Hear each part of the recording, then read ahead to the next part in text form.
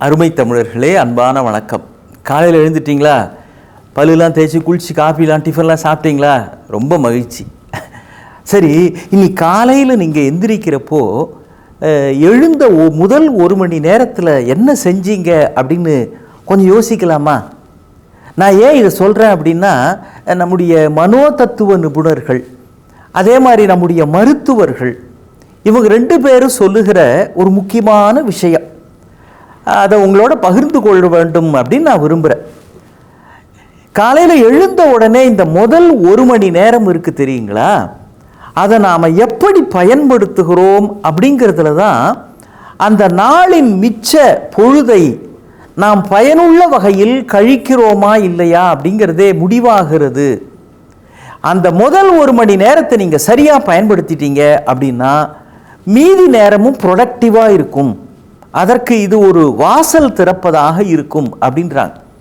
நிறைய பேர் காலைல எழுந்த உடனே தலைக்கு அடியில் தலகாணி இருக்கோ இல்லையோ செல்ஃபோன் வச்சுக்கிறாங்க.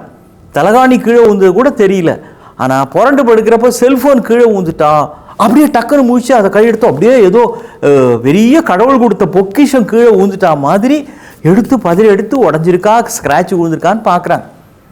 எழுந்த உடனே செல்ஃபோனை எடுத்துக்கிட்டு அதில் யார்கிட்டேருந்து என்னென்ன தகவல் வந்திருக்குது அப்படின்னு இந்த புலனங்கள், இந்த அப்புறம் முகநூல், இதெல்லாம் பார்த்துக்கிட்டு இருக்கிறாங்க. எழுந்த உடனே என்னையா அவசரம், அதை பார்க்காதீங்கன்றாங்க. ஏன்? அதில் ஏதாவது தவறான தகவல் வந்திருக்கலாம். காலையில் எழுந்த உடனே உங்களுக்கு என்று முதல் 1 மணி நேரத்தை பயன்படுத்துங்கள். ஊருக்காக, உலகத்திற்காக, வெட்டி வம்புகளுக்காக அந்த பொன்னான நேரத்தை வீணாக்காதீர்கள். எழுந்த உடனே அந்த நேரத்தில் சில மூச்சு பயிற்சி செய்யுங்கள், உடல் பயிற்சி செய்யுங்கள். ஒன்றும் இல்லையா, நல்ல வெதுவெதுப்பான 3 டம்ளர் தண்ணி குடிங்கன்றாங்க. அப்பா, எவ்வளோ எளிமையான ஆனால் வலிமையான யோசனை தெரியுங்களா இது? காலையில் எழுந்த உடனே 3 குவளை வெதுவெதுப்பான தண்ணீர், அதில் கொஞ்சம் லெமன் பிழிஞ்சிட்டு ஒரு 100 அடி 150 அடி வாக்கிங் போயிட்டு வந்தீங்கன்னா உடல் ஆரோக்கியத்திற்கு அதைவிட மிகச்சிறந்த மருத்துவம் எதுவும் இல்லைன்றாங்க. அதை நம்முடைய மனதிலே வாங்கி கொள்ள வேண்டும். அதே மாதிரி மூச்சு பயிற்சி, இந்த மூச்சு பயிற்சி தான் நம்முடைய மூளைக்கு தேவையான பயிற்சியாக அமைகிறது. உடம்பு மனசு 2ஐயும் கட்டுக்கோப்பாக வைத்துக் கொள்வதற்கு மூச்சை நெறிப்படுத்துகிறவர்கள் வாழ்வை நெறிப்படுத்துகிறார்கள். அதனால தான் காலையில் எழுந்த உடனே நிறைய பேர் பெரியவங்கள்லாம் கூட பாருங்க, காந்தியடிகள் எழுந்த உடனே பிரார்த்தனையில் தான் நேரம் செலவழிப்பார். நம்முடைய டாக்டர் கலைஞர் அவர்கள் எழுந்த உடனே சூரிய நமஸ்காரம் செய்திருக்கிறார். அதை ஒரு தொடர் பயிற்சியாகவே செய்கிறார்.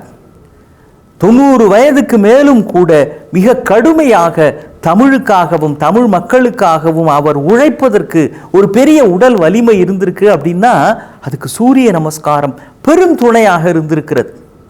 அந்த மாதிரி பயிற்சி செய்கிறோமா?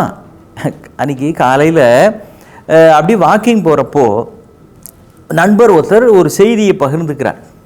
மாலை நேரத்தில் அவர் ஒரு நாள் தன்னுடைய மனைவியோடு வந்து கடற்கரையில் காற்று வாங்கிறதுக்காக உட்காந்துருக்கிறார். தூரக்க பிள்ளைங்கள்லாம் விளையாடிட்டு இருக்கிறாங்க. இந்த பிள்ளைங்கள்லாம் விளையாடிட்டு இருக்கிறப்போ ஒரு வயசான அம்மா, பாட்டிமா, அது ஏதோ அங்கே ஏதோ இந்த சுண்டல் முறுக்க மாதிரி விற்கப்பாங்களே, அப்படி சுற்றி வந்து கீழேருந்து குனிஞ்சு எதையோ எடுத்து ஒரு சின்ன கையில் ஒரு கோவலை மாதிரி அதில் போட்டுக்கிறாங்க. என்னமோ சுற்றி வந்து எடுத்துக்கிறாங்க. இந்த பிள்ளைங்களுக்கு சந்தோஷமாக விளையாடுது. ஒன்று எடுத்து போட்டுக்கிட்டு அதுங்கெல்லாம் விளையாடுறதை பார்த்து இந்த பாட்டிமா சந்தோஷப்படுறாங்க, சிரிக்கிறாங்க. ஒன்று பிடிச்சி தள்ளுது, துரத்துது, ஓடுது. அதுங்க கீழே விழுறதை பார்த்து இந்த அம்மா இங்கிருந்து பார்த்து, ஏய் விழுந்துட்டியாடா, எந்திரி ராஜா. பிள்ளைங்க விளையாட்டில் இவங்க நின்ற இடத்துலிருந்தே அந்த விளையாட்டில் மானசீகமாக பங்கு பெறுகிறார்கள். அதே நேரம் அப்படியே சுற்றி வராங்க, கீழே எதையோ தேடுறாங்க, எடுத்து போட்டுக்கிறாங்க. இது என்ன பண்ணுது இந்த பாட்டிமா அப்படின்னு அவங்க அங்கிருந்து வந்த உடனே இவர் கேட்டிருக்கிறார். அவங்க சொன்னாங்களாம், அது ஒன்றும் இல்லை தம்பி, ராத்திரி இங்கே இந்த பீச்சில் பிள்ளை அக்கிரமம் பண்ணுறாங்க, யாரோ வந்து என்னென்னமோ குடிகீரெலாம் போட்டுட்டு பாட்டில் தூக்கி போட்டுடுறாங்க, கண்ணாடியெலாம் கூட உடஞ்சி கீழே விழுந்துடுது. பிள்ளைங்க இல்லையா, அதுங்க விளையாடுறப்போ அந்த கண்ணாடி துண்டு மணலில் அப்படியே ஊழ்ந்துருக்குது தம்பி, அதை தான் பார்த்தேன்.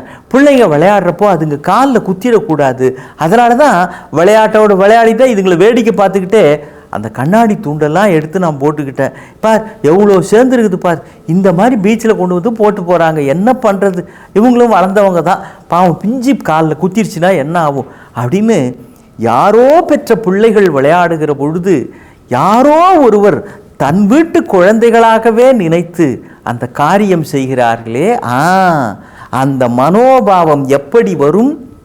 நம்மை நாம் ஒழுங்காக வைத்து கொள்வது மாதிரிதான் பிறரையும் தங்களை கவனமாக வைத்துக் கொள்வதற்கு உதவி செய்ய வேண்டும் என்று நினைக்கிற அந்த உள்ளம் இயல்பிலேயே வர வேண்டும். காலை எழுந்தவுடன் மற்றவர்களுக்கு நாம் எப்படி இந்த நாளை பயனுள்ளதாக கழிக்கலாம் என்றும் கொஞ்சம் யோசிக்க வேண்டும். உங்கள் உடம்பு, உங்கள் மனம், இந்த இரண்டையும் போலவே நாம் வாழ்கின்ற இந்த சமூகமும் நன்றாக இருக்க வேண்டும். அதற்கு நம்மால் ஆன உதவி என்ன செய்யலாம் இன்றைக்கு என்று யோசிப்பதும் நம்முடைய அந்த நாளை அருமையானதாக ஆக்குவதற்கு அமுதமான ஒரு வழி. மீண்டும் சந்திப்போம். வணக்கம்.